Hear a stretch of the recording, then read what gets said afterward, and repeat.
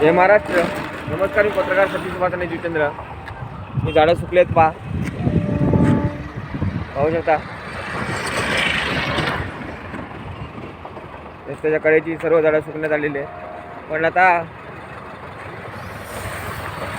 महानगरपालिका जुचंद्र यांनी हे पाणी चालू केलं आहे झाडांसाठी. पाहू शकता. साई दुर्गा मित्र मंडळ यांनी पाठपुरा करून ही झाडं लावून. काय विषय होतं बोला ना. बऱ्याच वर्षाहून आम्ही झाडं लावतो नायगावमध्ये. जवळपास आज 8 वर्ष झाली. 500च्या वर झाडं आम्ही लावले. यावर मागच्या वर्षी 100 लावली. महापालिकेकडे पाठपुरावा केला.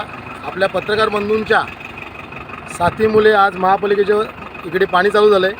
त्यांनी सर्व पेपरांना बातमी दिली तेव्हा उपायुक्तांचे डोळे उघडले असं बोललं तरी चालेल.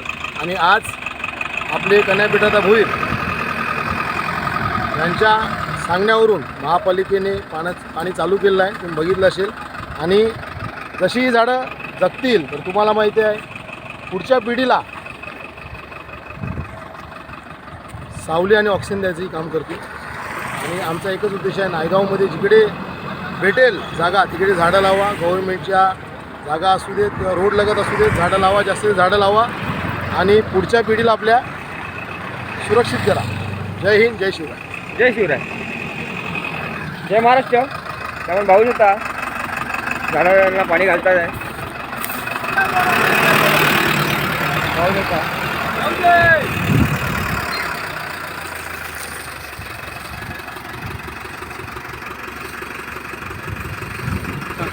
धन्यवाद आणि सगळ्यांचे खूप खूप आभार. स्वतः उन्हात राहून आज गाडी चालवून पाणी देतात त्या झाडांना. त्याबद्दल महानगरपालिका जुचंद्रांचे खूप खूप आभार. कर्मचाऱ्यांचे सुद्धा. जय महाराष्ट्र. पत्रकार सचिन सुभाष. जय महाराष्ट्र. पाहू शकता आणि किती प्रमाणात पाणी घालतात ते दाखवतो तुम्हाला मी.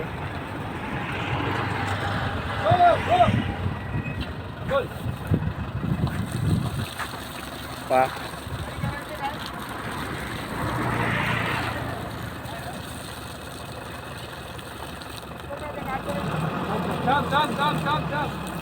थांब 2 मिनिटं थांब.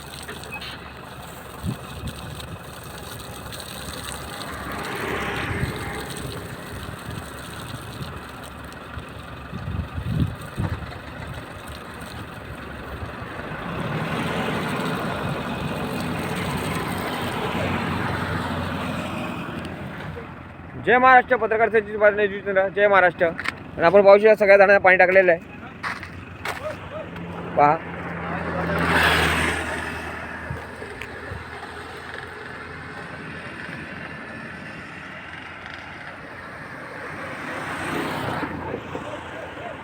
पाहू शकता.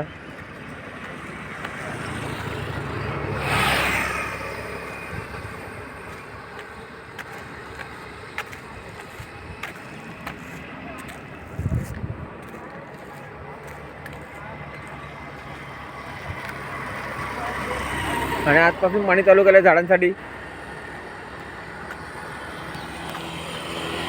तर धन्यवाद. जय महाराष्ट्र. आणि व्हिडिओ आवडल्याबद्दल लाईक शेअर आणि सबस्क्राईब जरूर करा. आणि तुम्ही पण झाडे लावा, झाडे जगवा, पण त्याचबरोबर झाडांना पाणीसुद्धा घाला. जय महाराष्ट्र.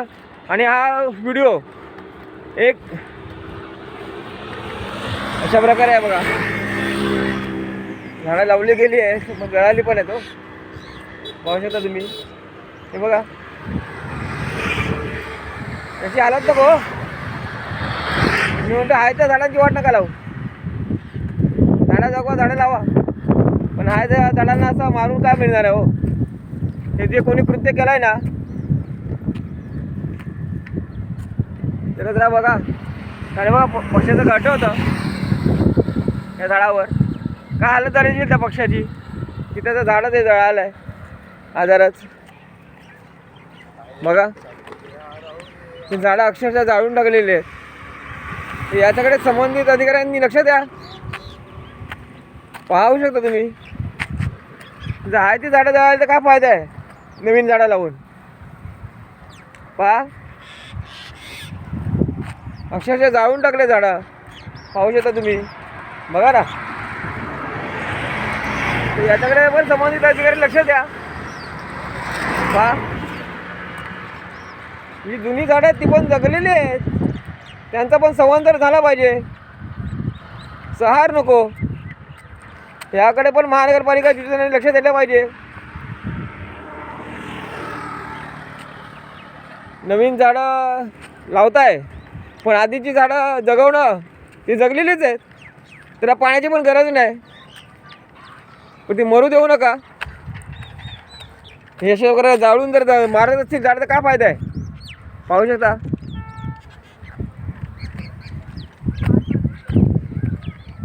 ही लावा झाडं जगवा, काय त्याच्याबद्दल वाद नाही, पण आहे त्या झाडांना जगलेलीच आहेत, त्यांचं पण संवर्धन झालं पाहिजे ना.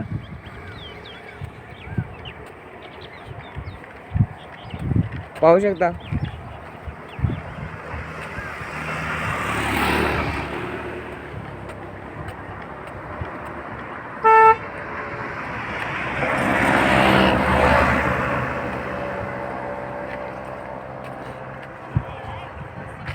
बघा, मंगाराचं झाड अतिशय दुर्मिळ झाड. पण जी झाडं आधी जगलेली आहेत त्यांना मारू नका.